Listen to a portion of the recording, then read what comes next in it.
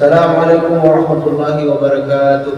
Waalaikumsalam warahmatullahi wabarakatuh. Alhamdulillahirabbil alamin. Nahmaduhu wa nasta'inuhu wa nastaghfiruh wa na'udzu billahi min shururi anfusina wa min sayyiati a'malina. Man yahdihillahu fala mudilla lahu wa man yudlil fala hadiya lahu. Asyhadu an la ilaha illallah wa asyhadu anna Muhammadan abduhu wa rasuluh. Allahumma shalli wa sallim ala nabiyyina wa rasulina Muhammad wa ala alihi wa sahbihi ajma'in wa ba'du. Bapak-bapak dan jemaah sekalian yang dirahmati Allah Subhanahu wa taala, alhamdulillah kita bersyukur kepada Allah Subhanahu wa taala karena pada kesempatan subuh yang berbahagia ini kita masih dapat melaksanakan ibadah yang sangat agung, yaitu dapat melaksanakan ibadah salat subuh secara berjamaah. Mudah-mudahan ibadah yang kita lakukan, khususnya juga ibadah yang terjadi pada bulan Ramadan, diterima seluruhnya oleh Allah Subhanahu wa taala. Bapak-bapak dan jemaah sekalian yang dirahmati Allah Subhanahu wa taala, pada kesempatan subuh yang berbahagia ini kami akan membacakan dan menyampaikan salah satu tulisan kecil. Tulisan kecil itu kalau dalam bahasa Arab disebut dengan risalah. Kadang-kadang diterjemahkan dengan buku saku karena halamannya ini cuma 41 halaman, yang dikarang oleh Syekh Abdul Razak Abdul Muhsin Al-Badar. Beliau ini salah satu ulama kibar, ya, ulama senior di kerajaan Arab Saudi, yang menjelaskan tentang asyaratu asbabin din syirahi sadri, 10 sebab adanya kelapangan dada. Tulisan ini atau risalah ini sebenarnya menjelaskan tentang tulisan yang disampaikan oleh Ibnu Qayyim Al-Jauziyah dalam kitabnya Zadul Ma'ad, bekal seorang hamba. Saya kira kita penting membaca dan menelaah buku ini karena salah satu penyakit di dunia modern itu adalah penyakit-penyakit yang berkaitan dengan kejiwaan. Masyarakat sekarang itu gampang sekali mengalami depresi, ya, tekanan mental. Bahkan tidak sedikit kita saksikan orang kemudian menghabisi nyawanya sendiri, bunuh diri. Beberapa hari yang lalu kalau tidak salah di Browser ini dilaporkan ada salah seorang karyawan di Segah itu, PT apa itu. Dia menggantung dirinya, bunuh diri karena mungkin dia kecewa dengan istri, ya, katanya yang selingkuh, diduga selingkuh. Sebenarnya faktor utamanya bukan karena itu, ya, tetapi karena ada sesuatu yang bermasalah dengan kejiwaan seseorang, sehingga ketika dia menghadapi masalah dia tidak mampu menyelesaikannya secara lapang, dan kemudian dia mengambil jalan pintas, ya, yaitu mati bunuh diri. Nah, bapak-bapak dan jamaah sekalian yang dirahmati Allah Subhanahu wa taala, karena itu insyirahis sadr, lapangnya dada, kata Syekh Abdul Razak bin Abdul Muhsin Al-Badar itu termasuk matlabun azimun, cita-cita yang sangat tinggi. Artinya apa? Setiap orang itu berharap dia mendapatkan kelapangan dada, mendapatkan ketenangan batin, mendapatkan kedamaian dalam hidupnya. Dan karena itu orang kemudian mencari uang, itu kan tujuannya cuma satu. Kita mencari uang itu bukan untuk uang, tetapi kita berharap mudah-mudahan dengan uang yang kita miliki kita mendapatkan kelapangan dada, kita mendapatkan kenyamanan hidup. Karena itu kelapangan dada itu maksidun jalilun, tujuan yang sangat penting, dan kemudian orang berupaya semaksimal mungkin untuk mendapatkan. Tetapi yang penting kita harus pahami, bapak-bapak dan jemaah sekalian, bahwa yang namanya kelapangan dada itu, insyirah as-sadr itu adalah anugerah yang sangat agung dari Allah Subhanahu wa taala. Dia hanya minnah, anugerah. Tentu yang namanya anugerah Allah Subhanahu wa taala akan memberikan kepada siapapun yang dia kehendaki, dan tidak juga memberikannya kepada siapapun yang dia tidak kehendaki, karena yang namanya pemberian dari Allah Subhanahu wa taala itu tergantung maunya Allah. fa'alun lima yurid. Allah berkehendak sesuai dengan apa yang Dia kehendaki. Nah, tentu kita harus berupaya nantinya mencari sebab-sebabnya sehingga kemudian Allah Subhanahu wa taala berkenan memberikan anugerah agung itu tadi. Nah, di sini dijelaskan pula oleh pengarang kitab bahwa yang dimaksud dengan insyirah as-sadr itu adalah irtiyahuhu, dada kita nyaman, wa tuma'ninatuhu, dada kita atau jiwa kita itu tenang. Dan pada waktu yang sama, segala hal-hal yang membuat dada kita menjadi keruh, menjadi gelisah itu juga hilang. Kalau kemudian faktor-faktor yang membuat jiwa seseorang itu gelisah menjadi hilang, dihilangkan oleh Allah Subhanahu wa taala, maka yang tersisa cuma satu, yaitu kebahagiaan, ketenangan dan kehidupan yang baik. Jadi kondisi kita itu cuma dua kemungkinannya, gelisah atau bahagia. Syakiyun au sa'idun. Syakiyun au sa'idun, celaka atau bahagia. Cuma ada dua kemungkinan. Kalau kemudian jiwa kita tidak bahagia, pasti jiwa kita gelisah. Atau sebaliknya.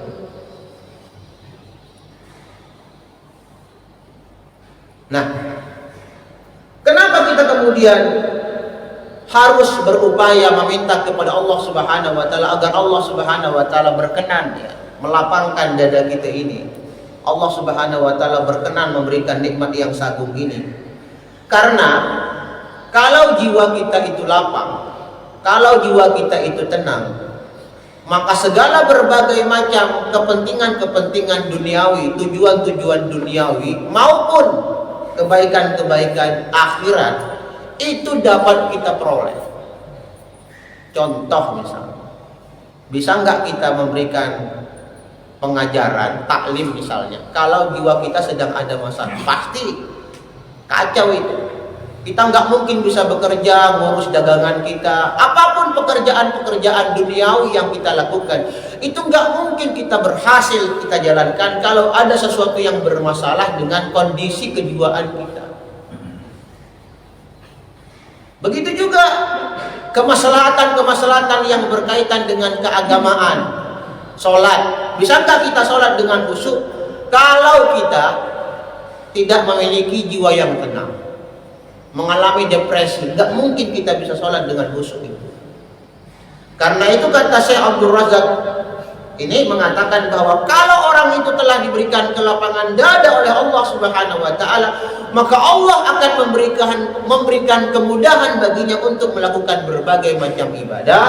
Allah Subhanahu wa taala akan memberikan kemudahan baginya untuk melakukan ketaatan, dan pada waktu yang sama insya Allah dia juga akan berhasil mendidik anaknya dengan pendidikan yang baik. Jadi seorang bapak itu harus memiliki jiwa yang lapang, jiwa yang tenang, jiwa yang sabar. Nah, ini memang berat. Beberapa hari yang lalu saya membaca salah satu tulisan, kenapa orang itu menjadi gay, menjadi penyuka sesama jenis. Ternyata salah satu faktornya adalah karena ada pendidikan yang kasar yang diterima oleh seorang anak pada waktu dia masih kecil. Ternyata sikap kasar dari seorang ayah maupun seorang ibu itu punya pengaruh yang sangat besar terhadap kejiwaan seorang anak, sehingga nanti anak itu memiliki perubahan orientasi seksual. Dia bisa menjadi gay, penyuka sesama jenis, bukan karena dia lebih banyak bergaul dengan orang-orang hombreng, ya, bukan karena faktor itu. Salah satu juga faktornya karena anak itu merasa kesepian, karena orang tua tidak pernah mengajak berbicara dengan anaknya. Anaknya selalu merasa diacuhkan oleh bapaknya. Meskipun bapaknya memberikan berbagai macam fasilitas hidup, tetapi begitu datang ke rumah, dia tidak pernah ngajak omong anaknya. Sibuk dengan pekerjaannya sendiri atau sibuk dengan kehidupannya sendiri, sehingga anak itu kemudian tidak mendapatkan figur seorang laki-laki yang ideal itu seperti apa.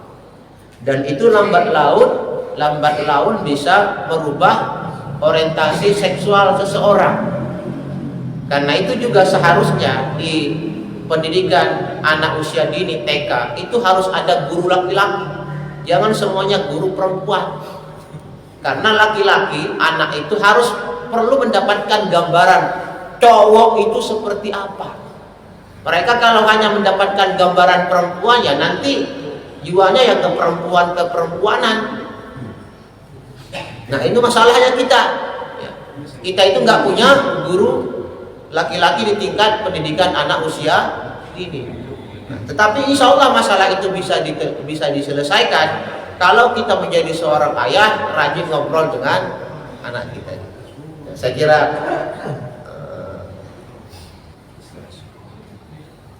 nah, jadi bapak-bapak dan jemaah sekalian, kembali ke dalam kitab ini. Jadi kelapangan dada itu adalah salah satu faktor yang sangat penting di dalam membantu kita mewujudkan berbagai macam kemaslahatan yang kita inginkan, baik itu kemaslahatan yang berkaitan dengan kehidupan duniawi maupun yang berkaitan dengan kehidupan ukhrawi.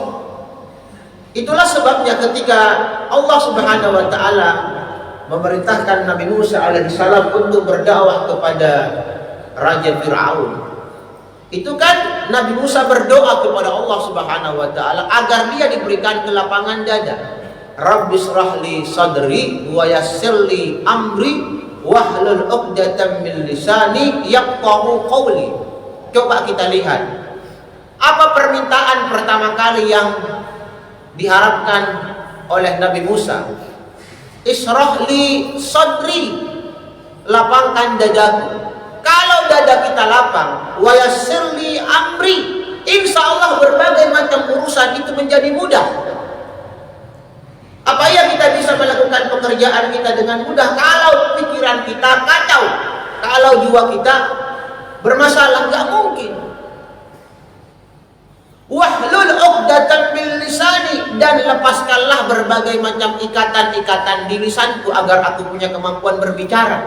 Bisa nggak kita ngomong dengan lancar di hadapan publik, berkhutbah, kalau ada pikiran kacau? Nggak mungkin. Jadi kemampuan kita speak up, speaking di depan masyarakat, public speaking itu sangat berkaitan dengan lapangnya dada. Kalau pikiran kacau sudah, tidak usah khutbah, kacau.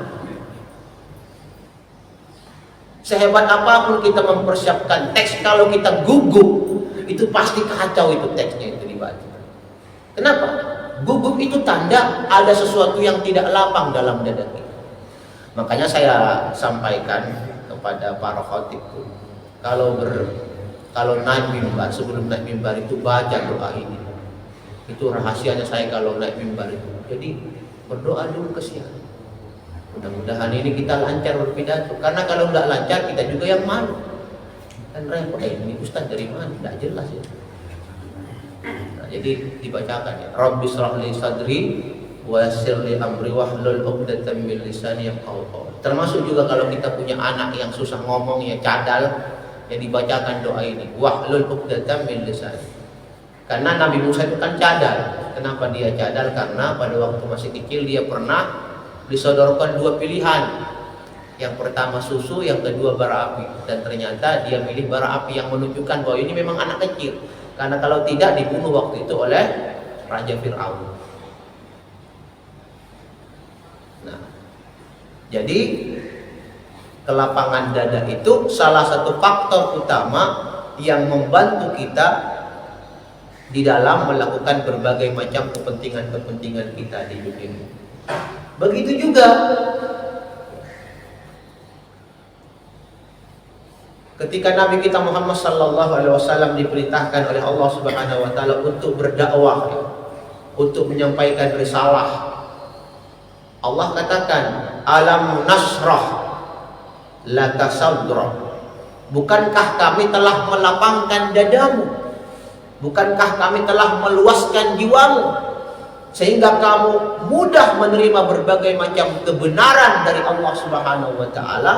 dan pada waktu yang sama kamu akan sanggup menghadapi berbagai macam beban-beban dakwah.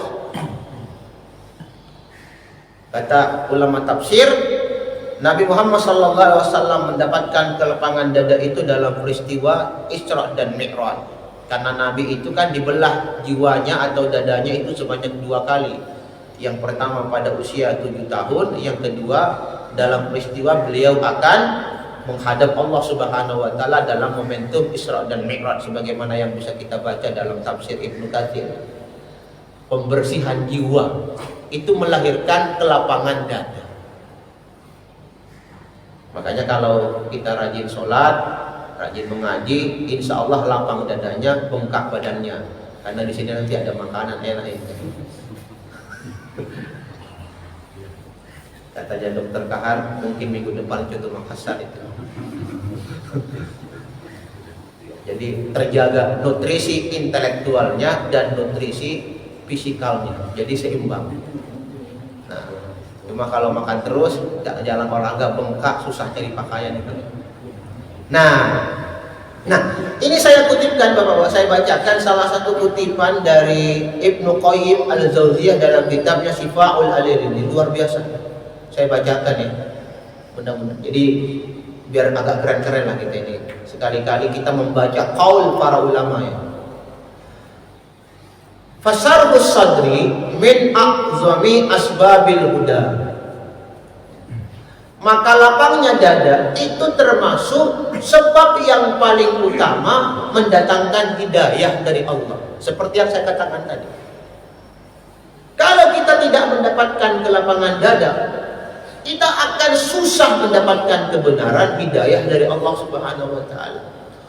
Wa tadyikuhu, dan sempitnya dada kita min asbabid dolal, menjadi sebab kita akan sesat dan disesatkan oleh Allah Subhanahu wa taala. Kama anna syarhahu min ajallin ni'am, begitu juga lapangnya dada kita itu termasuk nikmat yang sangat agung. Tidak ada lagi nikmat yang melebihi nikmatnya kelapangan dada itu. Wa tadikuhu, dan sempitnya dada itu jiwa kita min a'zamin niqam, termasuk siksa, azab, hukuman yang sangat besar. Stres, galau, itu luar biasa. Apalagi kalau kita punya penyakit asam lambung sudah meninggal sudah itu, mati berdiri kok.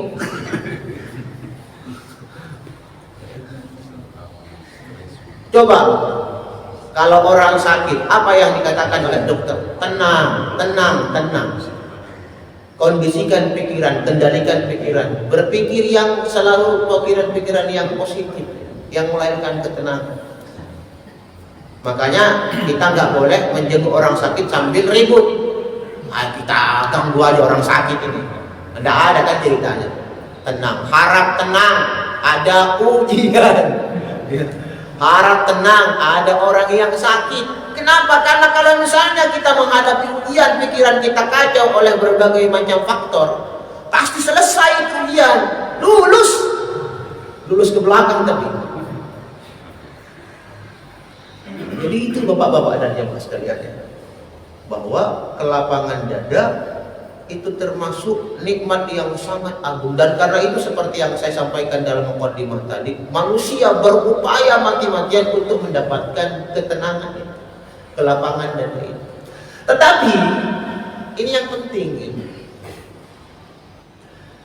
Ini yang penting ya. Ini yang bagian yang paling saya sukai dalam kitab ini.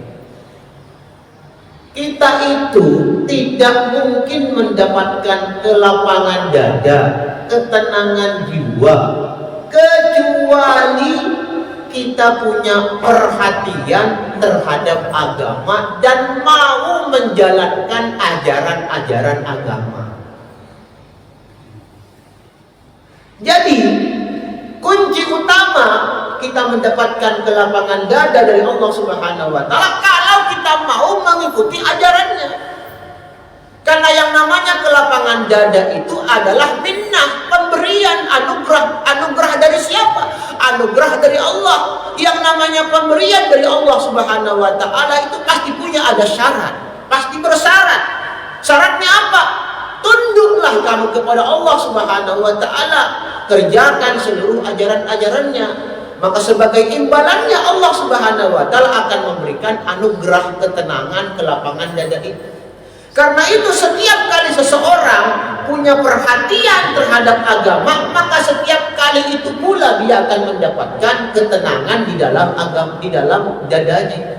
Jadi ketenangan dada kita itu berbanding lurus dengan sikap istiqomah yang kita miliki.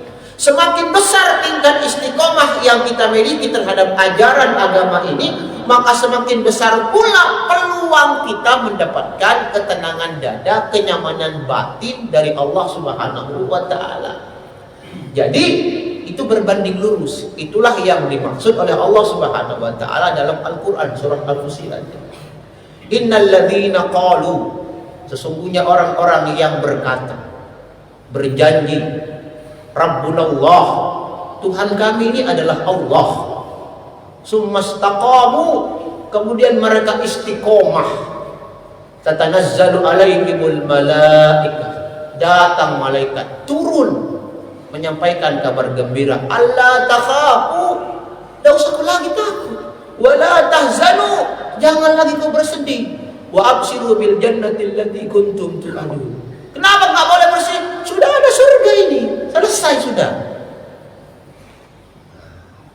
Itu ketenangan dada. Allah Subhanahu wa taala memerintahkan para malaikatnya untuk menyampaikan kabar gembira kepada orang yang sedang sakaratul maut, bahwa meskipun dia meninggalkan dunia dan seluruh isinya, keluarganya, kekayaannya, tidak usah, kan ada masa depan yang lebih cerah, yaitu surga dan penampakan surga di alam kubur. Sehingga orang yang sakarat itu kemudian tenang, ikhlas dia meninggalkan seluruh dunia dan seluruh isinya. Nah, mudah-mudahan kita diberikan kemudahan seperti itu nantinya kalau kita sedang sakarat. Tetapi itu berbanding lurus dengan perhatian kita terhadap agama. Perhatian kita terhadap agama itu salah satunya bisa dibuktikan mau nggak kita ngaji agama ini. Bagaimana mungkin kita bisa melaksanakan agama ini kalau kita nggak pernah ngaji? Nah, maka salah satu ikhtiar untuk itu ya adalah majelis taklim yang diselenggarakan oleh seluruh masjid-masjid di Indonesia. Mudah-mudahan ini jadi amal jariah bagi kita seluruhnya ya.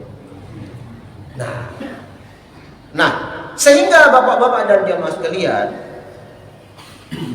dari 10 sebab itu kan ada 10 sebab ya yang mendatangkan kelapangan dada.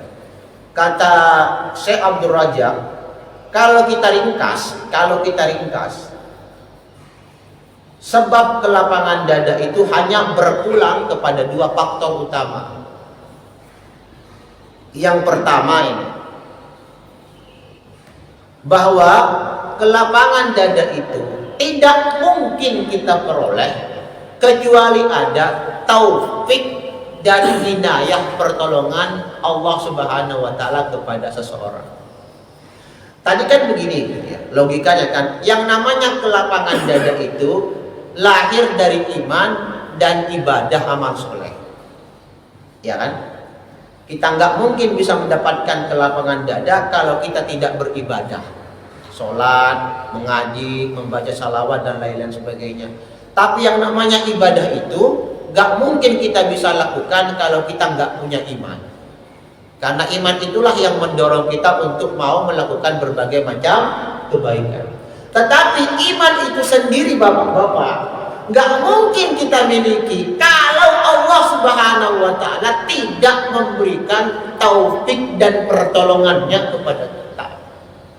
Itulah sebabnya kita minta kepada Allah Subhanahu wa taala setiap kali kita sholat, ihdinas siratal mustaqim, tunjukkanlah kami jalan yang lurus. Kata ihdina di dalam ayat itu adalah kita minta hidayah taufik dari Allah Subhanahu wa taala. Bukan sekedar hidayatul bayan. Hidayah itu kan macam-macam. Hidayatul bayan, Hidayah hanya dalam bentuk penjelasan, tetapi tidak setiap orang yang mendapatkan penjelasan itu mau melakukan ketaatan. Kita tanya orang yang suka main judi itu, tahu nggak dia bahwa berjudi itu haram? Tahu. Tapi kenapa dia tidak berhenti dari perbuatan judinya? Karena dia belum mendapatkan hidayah taufik.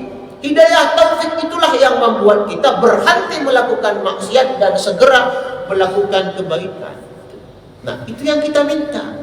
Hidayah taufik dari Allah Subhanahu wa taala, sehingga tindakan-tindakan kita ini sesuai dengan apa yang diinginkan oleh Allah Subhanahu wa taala. Nah, ketika kita mendapatkan hidayah dan kemudian Allah Subhanahu wa taala memberikan pertolongan untuk tetap dalam kebaikan-kebaikan itu, turunlah yang namanya kelapangan dada.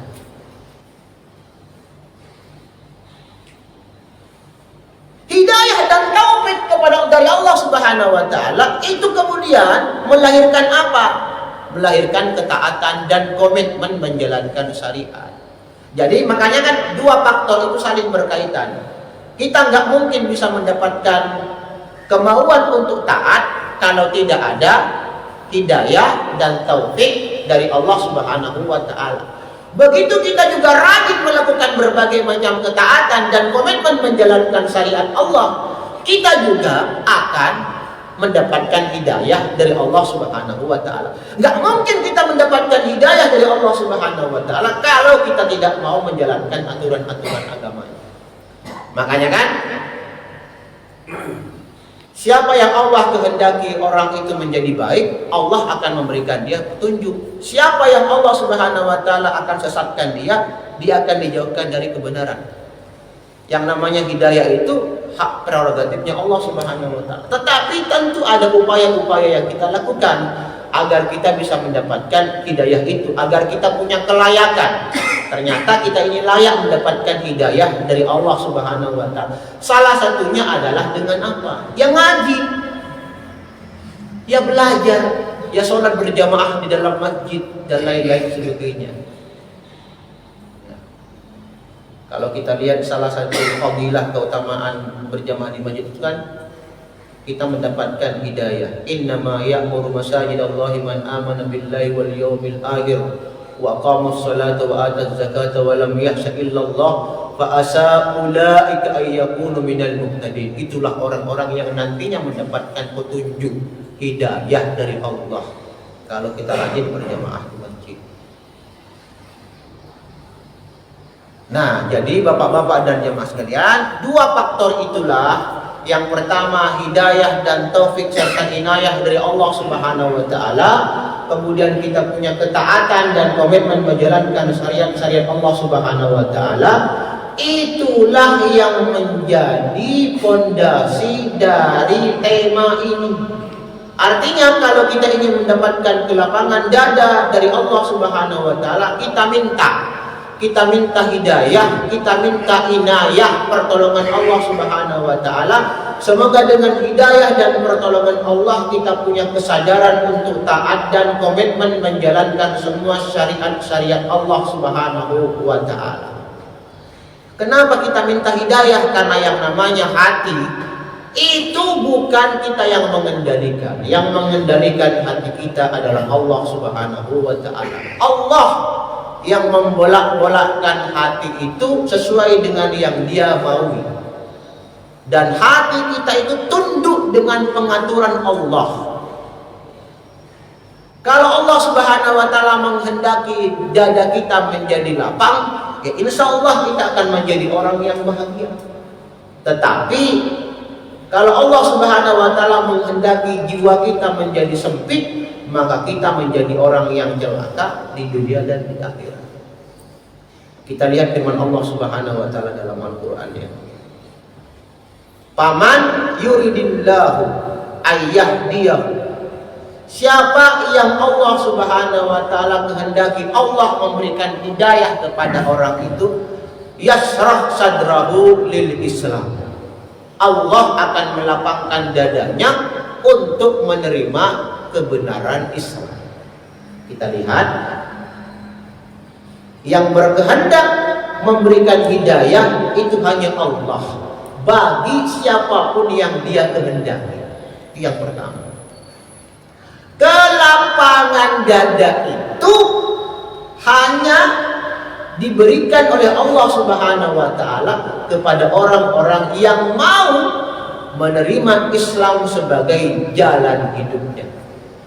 Karena itu kata Syekh Fatih Yakan, semakin orang itu punya komitmen menjalankan Islam, maka semakin jauh kemungkinannya orang itu akan mengalami penyakit-penyakit kejiwaan.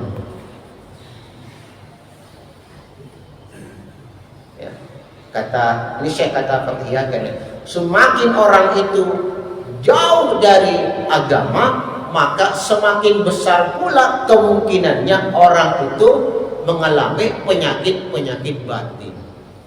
Yang namanya penyakit batin itu bapak-bapak, jangan hanya kita berpikir gila. Penyakit batin itu misalnya sombong, riya, syirik, gibah, dengki, ya, iri hati. Itu semuanya penyakit-penyakit kejiwaan juga. Itu orang gila itu, karena memang dia masuk orang gila. Padahal kalau ada orang yang suka marah-marah tidak jelas, itu juga sebenarnya ada yang masalah dengan mental. Ya. Suka iri hati tidak jelas, tiba-tiba dia punya tetangga punya mobil Pajero, dia ngamuk-ngamuk sendiri di rumah, dan kemudian mengatakan, kayaknya orang itu pelihara tuyul, ada saja uangnya. Itu tanda orang yang bermasalah secara mental. Jangan kita hanya menyempitkan bahwa yang namanya gangguan jiwa itu kalau kita masuk rumah sakit. Enggak, sih. Wa may yurid ayyudillahu, dan siapa yang Allah Subhanahu wa taala kehendaki orang itu menjadi orang yang sesat, yaj'al sadrahu dayyikan haraja, maka Allah Subhanahu wa taala akan menjadikan dadanya orang itu sempit. Ka'annama yas'adu fis sama, seperti orang yang naik ke atas langit. Coba kita bayangkan kalau kita naik ke atas langit tanpa perlengkapan oksigen, pasti kita mati, sesak nafas ya. Mungkin kita bisa tanya sama orang yang pernah penyakit COVID itu. Ya, alhamdulillah kita nggak pernah ya. Mudah-mudahan seperti itu. Sesak nafas. Ya, kalau orang sesak nafas itu pasti kalang kabut. Seperti itu. Nah, jadi bapak-bapak dan jamaah sekalian yang dirahmati Allah Subhanahu wa taala, sebagaimana tadi yang disampaikan oleh Al-Imam Ibnu Qayyim Al-Jauziyah, ternyata lapangnya dada itu menjadi sebab kita mendapatkan hidayah, sempitnya dada menjadi sebab kita dijauhkan oleh Allah Subhanahu wa taala dari jalan-jalan kebenaran. Dalam ayat yang lain, afaman syarahullahu sadrahu lil Islam fa huwa ala nurin min rabbih. Siapapun yang Allah Subhanahu wa taala lapangkan dadanya untuk menerima Islam, maka orang itu berarti di atas cahaya Tuhannya. Siapapun yang dilapangkan dadanya oleh Allah Subhanahu wa taala untuk menerima dan mau menjalankan agama ini dengan penuh ketaatan dan ketundukan, maka orang itu berada di atas cahayanya Allah. Nah, jadi mudah-mudahan kita ini seluruhnya ini termasuk orang yang berada di atas cahayanya Allah Subhanahu wa taala. Nah, bapak-bapak dan jamaah sekalian yang dirahmati Allah Subhanahu wa taala, karena yang namanya hidayah, karena yang namanya kelapangan dada itu tidak mungkin kita bisa peroleh kecuali kita mendapatkan taufik dari Allah Subhanahu wa taala semata. Maka yang paling penting adalah kita harus berupaya untuk memintanya langsung kepada Allah. Itu yang pertama. Kita minta kepada Allah dengan penuh kesungguhan. Paling tidak doa ya muqallibal qulub, sabbit qalbi ala dinik. Jangan sampai lepas dari mulut kita. Atau kalau kita tidak mau pakai doa itu, doa yang paling banyak sering dibaca oleh Nabi, Rabbana atina fid dunya hasanah. Itu pasti sudah hafal semua itu. Kalau ada orang Islam tidak hafal Rabbana atina fid dunya, ini orang Islam apa orang belen-belen? Yang pertama, ya, minta memang kepada Allah.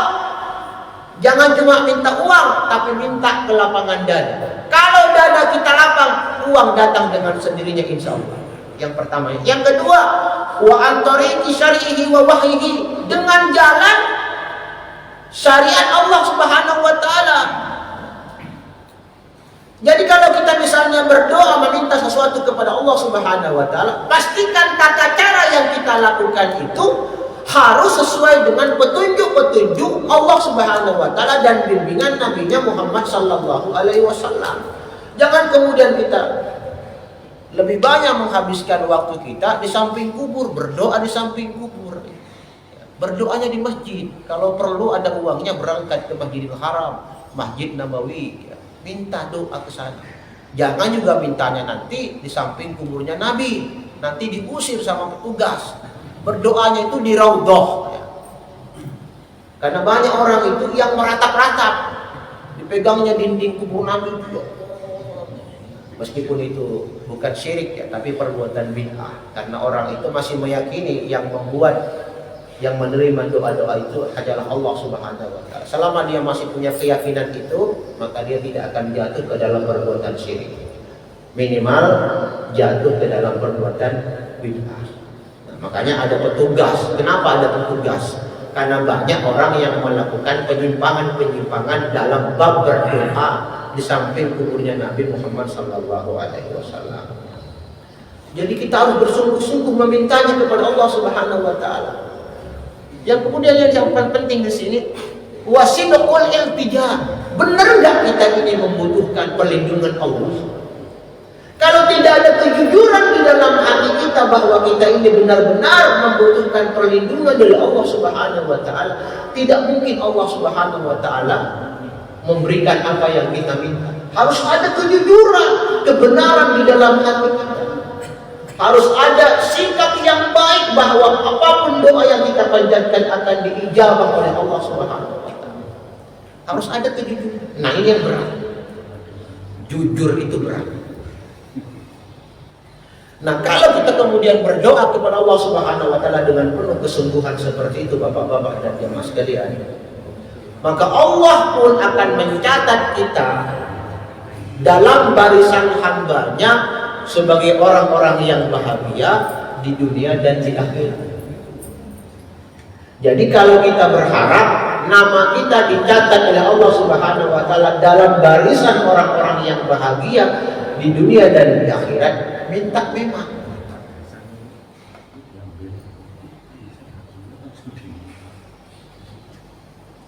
Karena kalau kita tidak pernah berdoa, maka bisa jadi kita akan menjadi orang-orang yang celaka. Dan memang orang yang tidak pernah berdoa itu celaka. Tanda kecelakaannya itu jelas, dia tidak pernah bersimpuh di hadapan Allah Subhanahu wa taala. Siapapun yang tidak pernah bersimpuh di hadapan Allah Subhanahu wa taala, maka jelas orang itu adalah orang yang celaka. Nah, Bapak-bapak dan jemaah sekalian yang dirahmati Allah Subhanahu wa taala, kenapa kita penting memastikan jiwa kita ini lapang dengan iman, dengan Islam? Karena nanti sebagaimana yang dikatakan oleh Ibnu Qayyim al-Jauziyah, anna halal abdi fil qabri kahalil qalbi fis sadri na'iman wa adaban. Keadaan kita di alam kubur itu sama dengan keadaan hati kita, dada kita pada waktu kita hidup. Apakah kita mendapatkan nikmat atau azab, itu tergantung dengan kondisi dada kita pada waktu kita hidup. Kalau dada kita dipenuhi dengan kenikmatan Islam, kita benar-benar senang beragama dengan agama Islam, kita betul-betul berbangga dengan kemusliman kita, dan kita betul-betul cinta menjalankan semua aturan-aturan Allah, tidak pernah kita tertekan melaksanakan sholat 5 waktu misalnya, dan itu tanda lapangnya dada. Insya Allah, Allah akan melapangkan umur kita. Aduh, puasa lagi nih, tidak bisa lagi kita makan, tidak bisa lagi main-main sama istri. Banyak betul aturan Islam ini. sudah jelas neraka sudah itu. Jadi seperti itu, ini yang dikatakan oleh Syekh Abdul Razak ketika mensyarah pernyataan Ibnu Qayyim ini. Fa in kana sadruhu dhayikan harajan bihadzal din wa syara'i'uhu kana qabruhu alaihi dhayikan. Apabila dada orang itu sempit dengan agama ini, dia merasa tertekan, terpenjara dengan syariat-syariatnya Allah, kana qabruhu alaihi dhayikan, pasti kuburan orang itu juga akan sempit. Ini sekali sebagai kesimpulan karena sudah mau jam 6. Wa in kana sadruhu mustahlihan li hadzal din, sebaliknya kalau dada orang itu lapang, dia betul-betul ikhlas menjalankan agama ini, dia betul-betul merdeka, gembira pada waktu melaksanakan sholat, gembira ketika mengaji, gembira ketika mengajar, gembira ketika bekerja, gembira ketika mencium istrinya. Ada bapak-bapak yang tidak pernah gembira mencium istrinya? Kalau ada yang tidak gembira ini bahaya. Gembira mendidik anak-anaknya, maka insya Allah Allah Subhanahu wa Ta'ala akan melapangkan kuburan orang itu. Sekarang kita introspeksi bapak-bapak dan jemaah sekalian. Kira-kira kita ini masuk dalam barisan yang mana? Apakah kita bahagia menjalankan agama Islam ini atau kita merasa tertekan? Kalau kita merasa tertekan, segera kita bertobat kepada Allah Subhanahu wa Ta'ala. Kalau tidak, pasti nanti kuburan kita disempitkan oleh Allah Subhanahu wa Ta'ala. Sengaja saya menyampaikan materi-materi ini karena kalau kita terlalu, kan malam Kamis itu sudah materi fikih ya. Materi fikih itu memang materi-materi yang mengeringkan hati karena cuma masalah halal haram ya. Nah, jadi inilah kita sekali-kali bahas hal-hal yang berkaitan dengan suluk ya, tingkah laku kita sebagai seorang hamba di dalam meraih ampunan dan maghfirah dari Allah Subhanahu wa Ta'ala. Dan mudah-mudahan Allah Subhanahu wa Ta'ala melapangkan dada kita, dan kelapangan dada itu ternyata berimbas kepada lapangnya tubuh kita. Tanda lapangnya dada jelas kalau kita banyak-banyak mengingat mati dan tidak terlalu sibuk dengan kehidupan duniawi. Ingat, kita pasti mati dan semua yang pernah kita miliki akan lepas dari tangan kita. Tetapi kalau kita punya fokus perhatian kepada akhirat, maka kita akan punya banyak amal, dan amal itulah yang bisa menghantarkan kita ke dalam surganya Allah Subhanahu wa Ta'ala. Mohon maaf yang sedalam-dalamnya. Mudah-mudahan bapak-bapak dan seluruh keluarganya diberikan hidayah dan taufik oleh Allah Subhanahu wa Ta'ala. Mohon maaf. Assalamualaikum warahmatullahi wabarakatuh.